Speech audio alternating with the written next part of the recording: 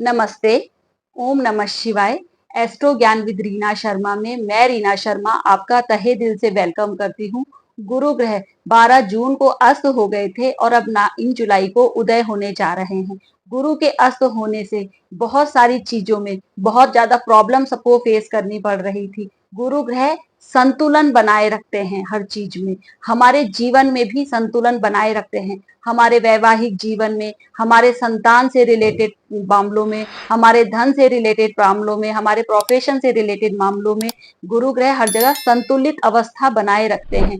गुरु ग्रह के अस्त हो जाने से सारे ब्रह्मांड में भी कुछ ना कुछ प्रॉब्लम हो रही होगी। जैसे धरती पर गुस्सा लोगों का बहुत ज्यादा बढ़ गया होगा, क्योंकि पिछले कुछ दिनों में आपने देखा होगा जब गुरु ग्रह अस्त थे तो गुस्सा बहुत बढ़ गया होगा, क्योंकि सूर्य ग्रह एक्टिव थे, मंगल केतु ग्रह एक्टिव थे और गुरु ग्रह जो सब में संतुलन बनाए रखते हैं वो अस्त हो गए थे। तो उनके अस्त होने से सबको गुस्सा बहुत आ रहा होगा।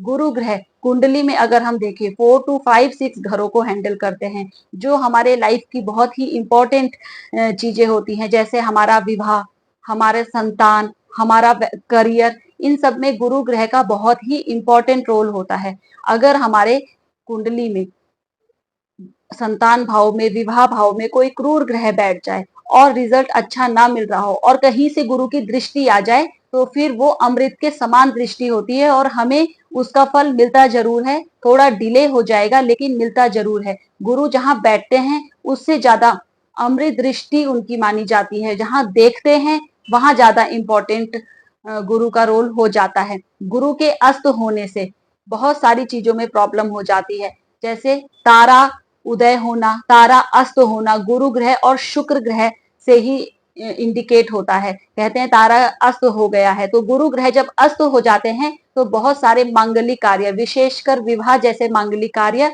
नहीं होते हैं। और शुक्र ग्रह के भी अस्त होने पर विवाह जैसे मांगलिक कार्य नहीं होते हैं, क्योंकि गुरु को जीव कारक ग्रह बताया गया है। ये हमारे रिश्तों को बनाए रखते हैं, हमारे वैवाहिक जीवन के लिए बहुत इंपॉर्टेंट होते हैं, हमारे संतान के लिए बहुत इंपॉर्टेंट होते हैं।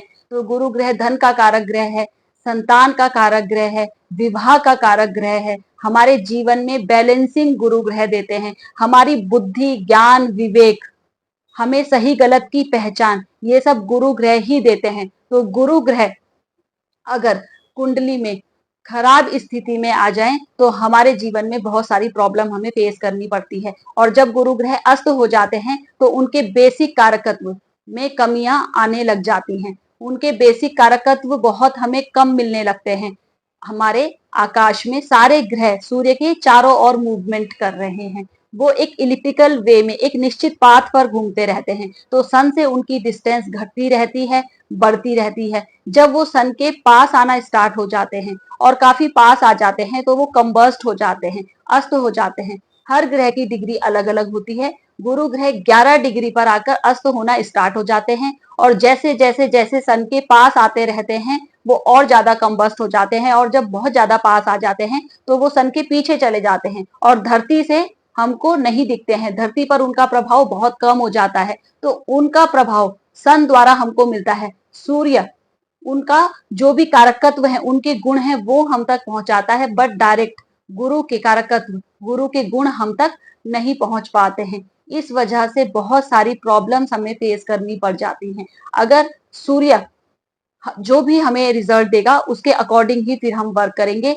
हमें बहुत एग्रेशन हो सकता है, हमें बहुत ओवर कॉन्फिडेंस की प्रॉब्लम हो सकती है, हमें बहुत गुस्सा आ सकता है, हमारा बहुत आर्ग्यूमेंट बढ़ सकता है। गुरु ग्रह वहां पर संतुलित करने के लिए नहीं होंगे, क्योंकि उनके कारकत्व में काफी कमी आ जाती है। और हर पर्सन की कुंडली के अकॉर्डिंग गुरु ग्रह जिस घर के आपके स्वामी होंगे या जहां बैठे होंगे या जो उनके बेसिक सिग्निफिकेंस होंगे उसमें कमी आ जाएगी। इवन कोई भी ग्रह जब सन से अस्त हो जाता है, बहुत ज्यादा पास आकर अस्त हो जाता है, तो फिर ये सारी प्रॉब्लम हर ग्रह के साथ होती है। और जैसे जैसे जैसे फिर वो सन से दूर चला जाता है वैसे वैसे वो फिर से उदय अवस्था में आने लग जाता है। तो अब 9 जुलाई से गुरु ग्रह उदित अवस्था में आ जाएंगे, तो हमें उनके अच्छे परिणाम मिलने लगेंगे। जिन भी लोगों को भाग्य से रिलेटेड प्रॉब्लम हो रही थी, संतान से रिलेटेड प्रॉब्लम हो रही थी, धन उनका रुक नहीं रहा था, बच नहीं पा रहा था, या कोई ऑस्पिशियस काम में खर्चा ना होकर किसी फालतू चीजों में खर्चा हो रहा था, आप लोन लेने की सोच रहे थे, आपका लोन नहीं मिल पा रहा था, या आपका लोन खत्म ही नहीं हो रहा था, ये सारी प्रॉब्लम्स अगर आपको आ रही थी, तो अब गुरु ग्रह उसको उदित अवस्था में आकर संतुलित कर देंगे। हर किसी की राशि में गुरु ग्रह का अलग अलग रोल है, वो कौन से घरों के स्वामी हैं, इस बात पर डिपेंड करेगा कि आपकी कुंडली में जब गुरु उदित अवस्था में आए हैं तो आपको कैसा परिणाम दे। वृषभ राशि वालों के लिए गुरुदेव उनके सेकंड हाउस में अस्त हुए थे, जो उनके परिवार का घर है, उनका धन भाव है, और उदित भी अभी सेकेंड हाउस में ही हुए हैं और आपके 8th हाउस के लॉर्ड हैं और आपके 11th हाउस के लॉर्ड है, यानी कि आपके आयु स्थान के स्वामी हैं और आपके लाभ स्थान के स्वामी हैं। तो अभी आपके लाभ में आपको कुछ ना कुछ वृद्धि देखने को मिलेगी।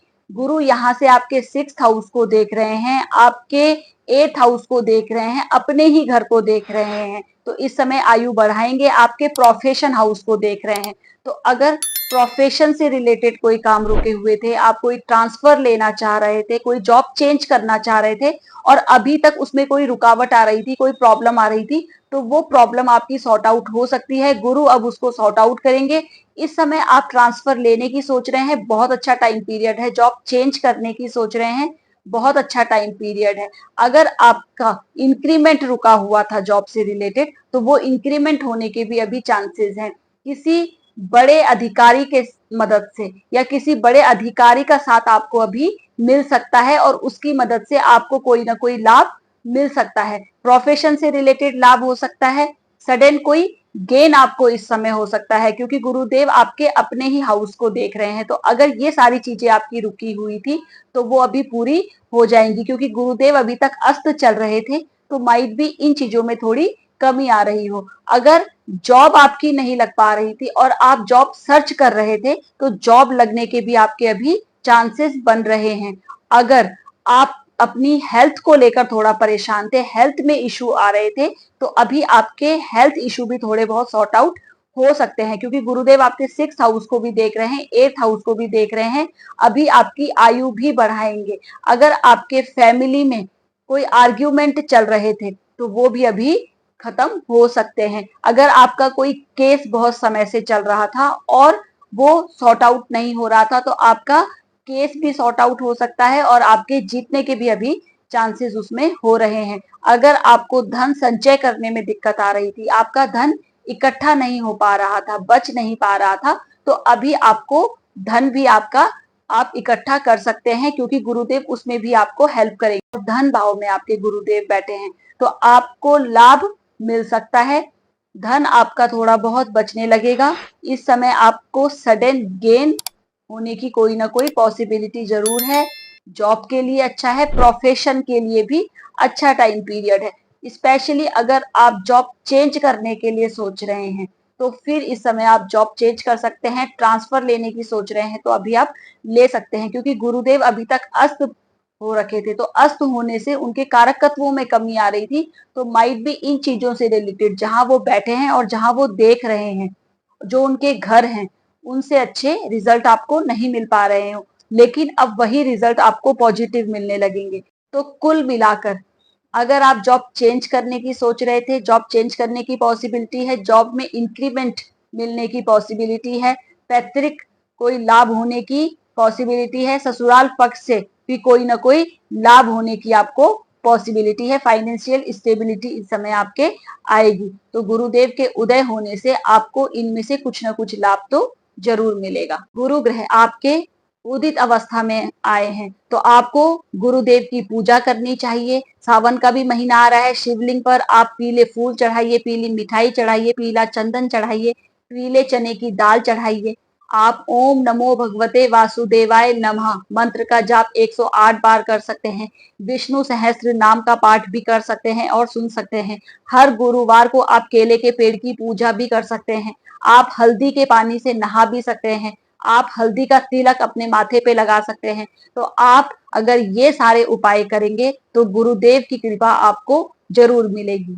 तो आशा है ये वीडियो आपके लिए इंफॉर्मेटिव रहा होगा और गुरुदेव का उदय होना आपके लिए कुछ ना कुछ अच्छा जरूर लेकर आएगा। अगर आपको मेरे वीडियोस पसंद आ रहे हैं तो प्लीज मेरे चैनल को शेयर करिए, सब्सक्राइब करिए, लाइक करिए। मिलते हैं हमारे नेक्स्ट वीडियो में। धन्यवाद।